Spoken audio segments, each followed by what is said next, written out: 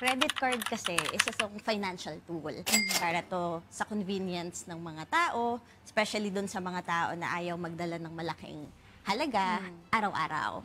So, hindi mo na kailangan magdala ng cash, makakabili ka ng mga kailangan mo, pangangailangan nyo.